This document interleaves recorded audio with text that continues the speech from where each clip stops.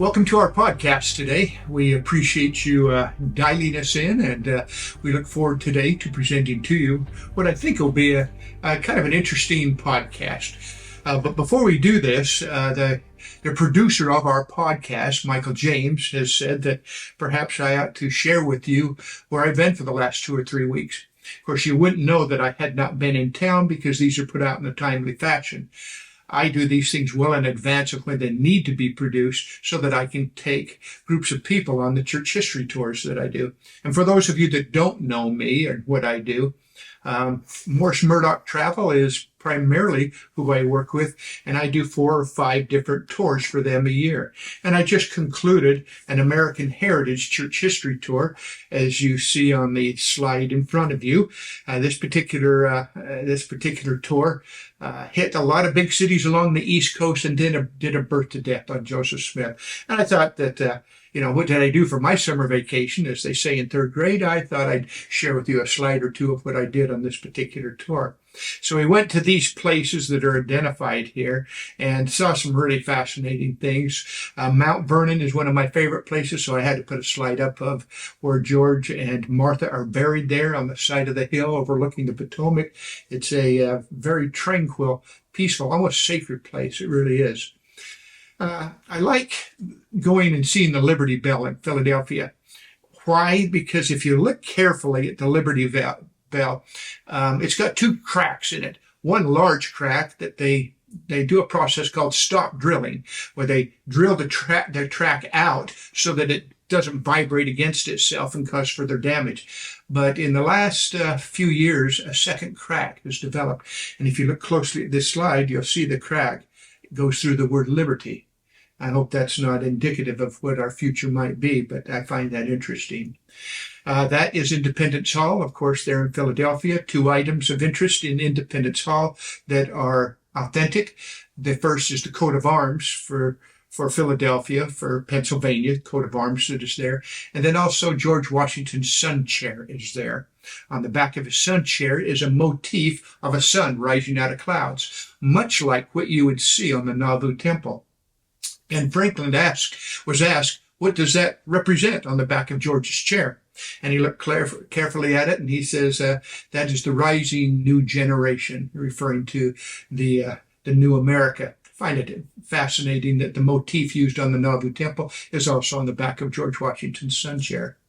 And of course, this particular picture is the World War II monument, looking back at the George Washington obelisk there, and a beautiful, beautiful memorial. One of my favorites is World War II. Just share that with you.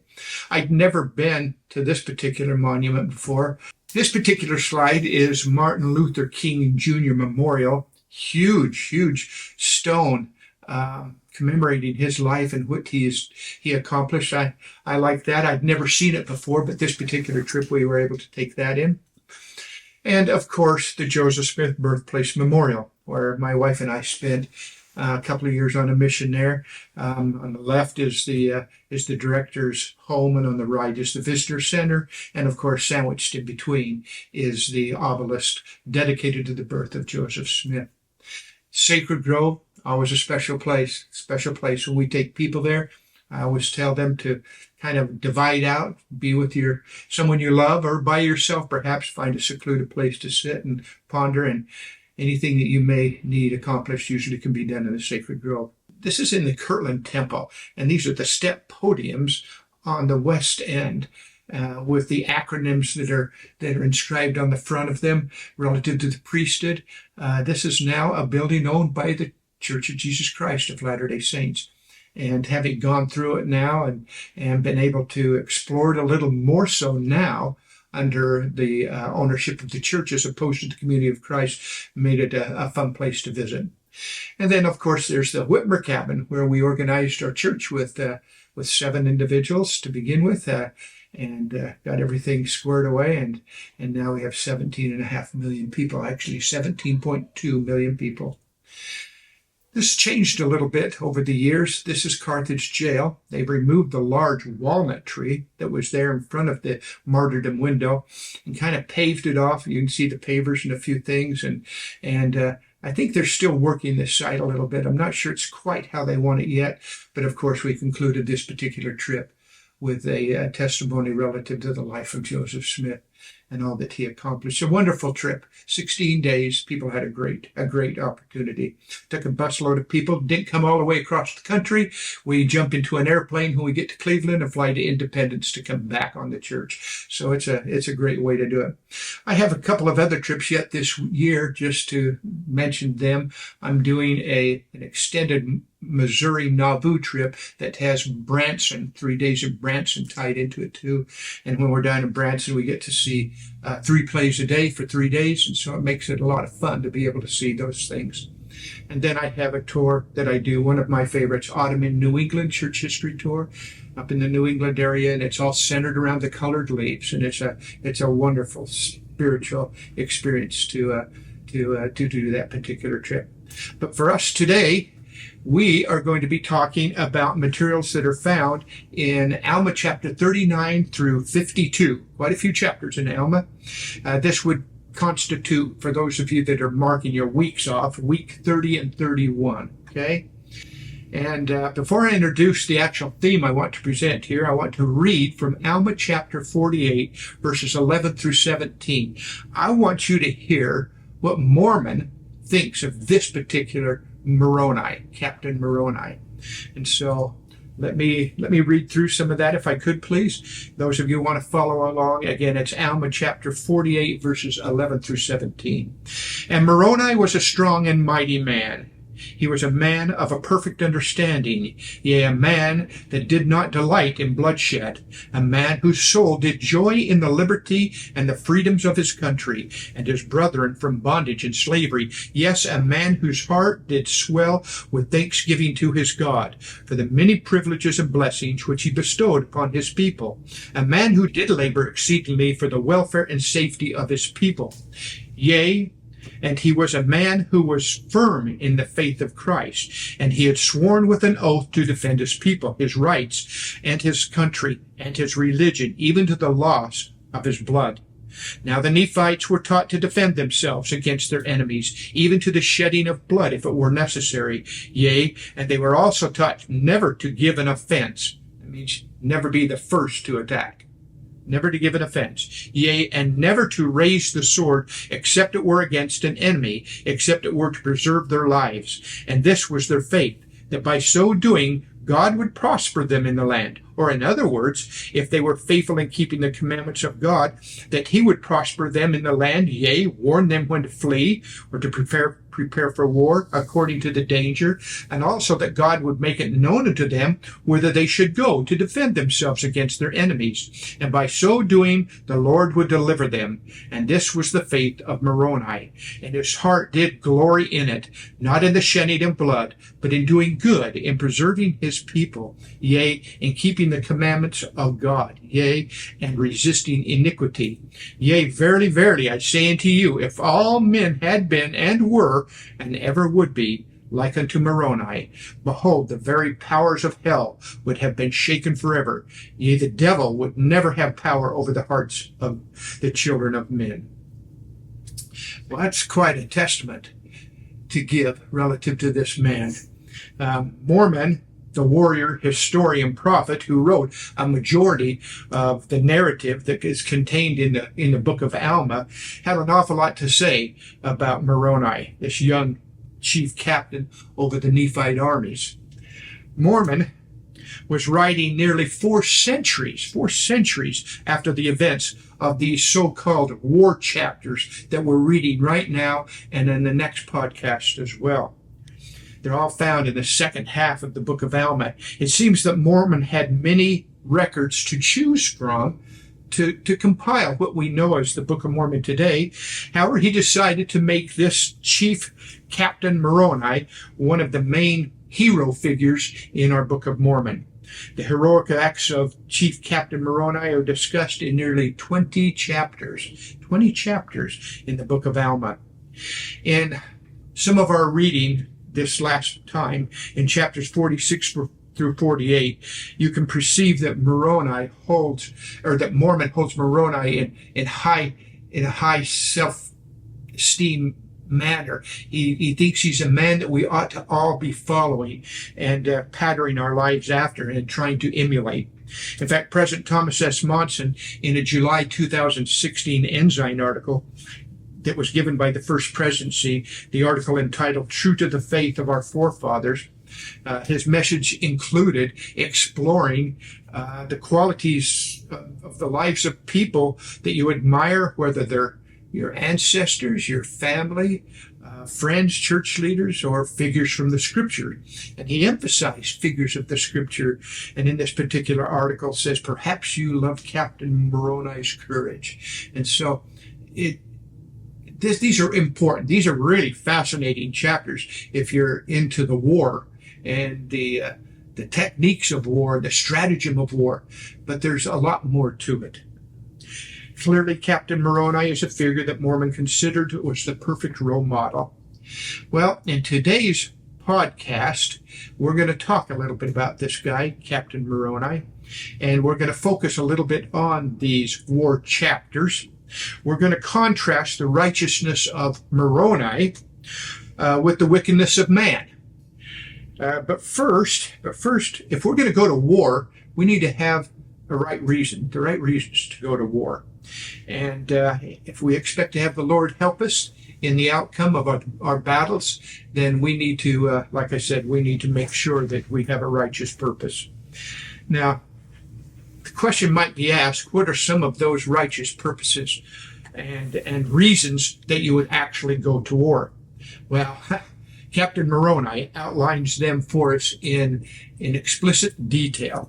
They're found in Alma chapter 43, verse 9, Alma chapter 43, verse 30, chapter 43, verses 45 through 47, chapters 44, verse 5, chapter 48, verse 10, chapter 48, verse 24, and chapter 53, verse 17. And frankly, it is if Moroni wants no confusion in this matter at all, no second guessing with regards to this issue, why we would go to war. And the reasons for going for war are the following: protection of our lands, protection of our wives, protection of children, preserving the rights and privileges that we have, preserving our liberty and our peace, preserving our country, preserving our religion and our right to worship. We're not going to fight for monarchy. We're not going to fight for power. And we're never, ever going to be the first offense. Well, I have identified in the Book of Mormon 28 so-called wicked men of the Book of Mormon. And here's my list. And I'll follow along with you.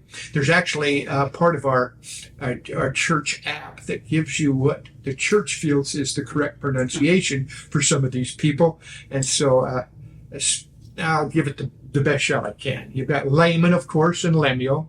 You got Gadianton, Achish, Kishkumen, Coriantumr III, Shirm, Amulon, Gedaniah, Pachus, Korihor, Amlasai, Shiz, another Coriantumr, Jacob, Peonki, Zerahemnah,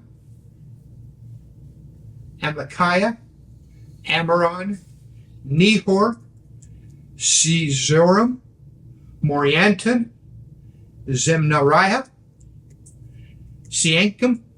You got King Laman, King Noah, Laban, and Zoram. Now, there may be more, and it kind of depends on what you want to qualify as what is wicked. But I've got 28 people here that in one form or another have left their stain to some degree on the pages found in our Book of Mormon. So with that thought in mind, I thought it might be interesting to ask ourselves, who are the 10 most evil men the world has ever seen? 10 most evil men. And for what purpose did they do what they did? So I've compiled my list of the 10 most evil men, And at the conclusion of talking about them, we'll remind ourselves why we go to war and the righteousness of Moroni. Number one. It's number one on everybody's list. Adolf Hitler. He's the man. As the Chancellor of Germany from 1933 to 1945, he ignited World War II. He invaded Poland. World War II became the deadliest conflict in human history, totaling between 70 and 85 million deaths. That's mind-boggling. Hitler's heinous views led to the Holocaust, during which he and his collaborators murdered two-thirds of Europe's Jewish population. The Holocaust claimed 6 million Jews' lives. It is no wonder that Hitler's name is synonymous with horrific evil. His unrighteous purposes were revenge, conquest, and an ethnic cleansing attitude. All right, number two. Number two on our list is Joseph Stalin, dictator of the Soviet Union from 1922 to 1953. As a young man, he was laying a great foundation for what he would eventually become. He was a robber and an assassin. For almost 30 years, he reigned with terror and violence in the Soviet Union. His decisions led to famine that killed millions. He even killed families of people who were fond of him. Under his rule, more than 1.5 million German women were raped, and in all, he easily killed over 20 million people. He once said, well, one death is a tragedy, a million death is simply a statistic. His unrighteous purposes were greed and party cleansing. Third on our list, or my list I might say, is Pol Pot. Pol Pot, the leader of the Cambodian Revolutionary Army, which orchestrated the Cambodian genocide. Pol Pot is believed in destroying the Cambodian civilization as it was then, and in order to start his new regime. He is probably the only man in history who ordered mass genocide on his own country. His policies led to the death of about 2 million people, which was 25% of the entire population. He liked to keep the skulls of people he had killed as a reminder of his power. His unrighteous purposes was fame, greed, and power. Our fourth nasty piece of work is the Belgian King Leopold II. He ruled over the Congo and made the entire world believe that he was helping the Congolian people. But under his rule, the country was subjected to a reign of terror. Over 500,000 people died of disease and starvation as he attempted to extract the maximum amount of wealth that he could from Congo. He killed over 10 million Congolian people, which was 50% of the population of Congo. All this just to get money and power. Well, making our list at number 5 is Kim Jong-sung, the dictator of North Korea. From 1948 to 1972, he started the Korean War, which resulted in the death of 3 million Koreans. The people of Korea were forced to idolize him. His policies and widespread repression led to poverty and famine in which millions upon millions died. Unfortunately, North Korea suffered from almost 70 years of the wrath and policies of 3 generations of this family dictatorship. Well, coming in at a 6th is Saddam Hussein, dictator of Iraq from 1979 to 2003. The common thread of his life was his morbid thirst for power, absolute power, no matter how high the cost in human suffering.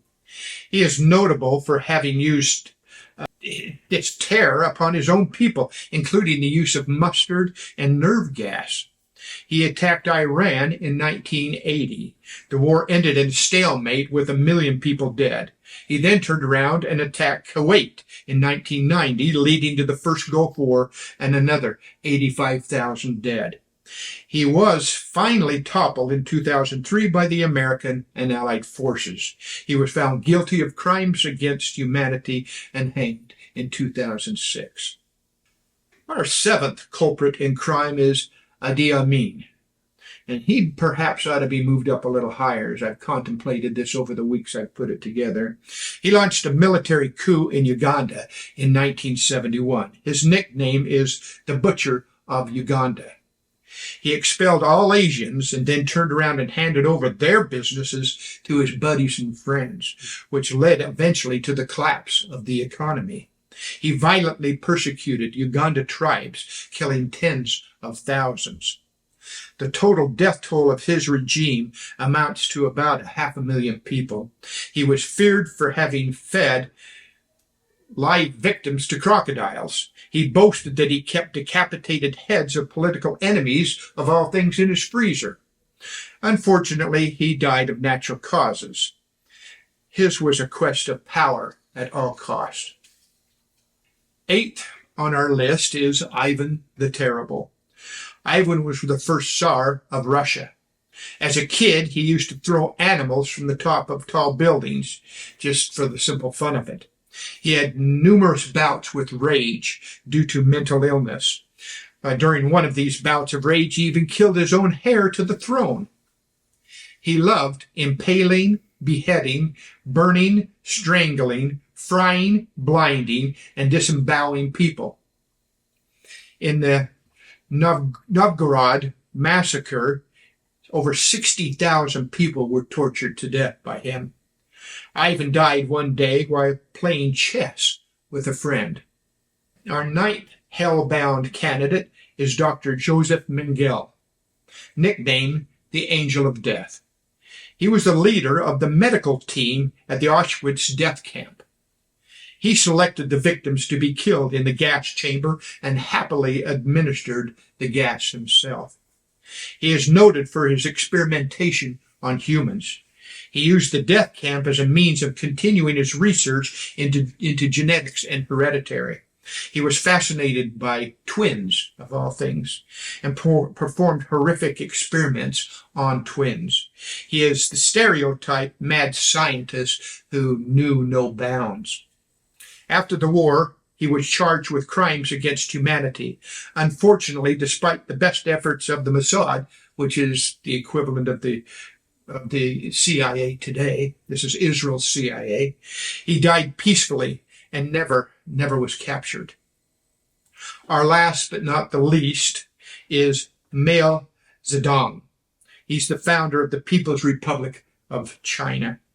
During his 27 years of rule, his politics led to the death of between 40 to 80 million people. These casualties were mostly the results of starvation from the Great Chinese Famine, which resulted from the agricultural policies of Mao's Great Leap Forward, or so he thought. Still others perished from torture and beatings, while others passed from mass executions and prison labor. Now that's a real terrible group of 10 individuals. I'm sure they're all buddies wherever they're at. The 20th century is by far the most violent century in history. So what lessons can be learned from these evil men? I might even pose the question, why did people even follow them? Well, this question continues to baffle historians through time. The chilling truth is these men could not have been in power if they did not have some claim to legitimate authority, however warped perhaps it may have been. Max Weber proposes 3 archetypes of legitimate authority that all of these 10 men fell into at one time or another. First, legal or bureaucratic authority. This is based on the position that an individual held at the time during their party and then at a particular time grabbed more authority to eventually rule the country. These people hide behind bureaucratic rules. They're faceless, impersonal, and relentless in pursuing what it is that they want to try to accomplish. Second, traditional authority. This is when a person seeks authority through the sanctity of old traditions, such as kingships or tribal leadership, a right to rule. And then lastly is charismatic authority. This is when a person is able to literally talk themselves into being a leader or a hero. This person's charisma makes him special and makes him very powerful. They are idolized by men. Charismatic authority is the most dangerous of these three various types of authority. Well, all of these individuals that I've just identified as perhaps some of the most evil men in history fall into one or more of these three different classes. Let me just kind of wind this up a little bit as we look at this picture of Captain Moroni on my left and Hitler on the right. You know, it's unfortunate that the world can't live by the rules as dictated by our Captain Moroni. Never start a war, never fight for power or monarchy, and only when attacked. Defend your lands, defend your wives, defend your children, defend your country, defend your liberty, and defend your religious freedoms. None of those 10 men I've just identified did any of that. As quoted here by Hitler, the ultimate goal must definitely be the removal of the Jews altogether. It's his attitude. Well, this is what I wanted to do today and accomplish, was just to highlight the attitudes and philosophies of one Captain Moroni compared to 10 of the most evil men the world has ever had. I hope you've enjoyed our podcast today as we've looked at both sides of the coin.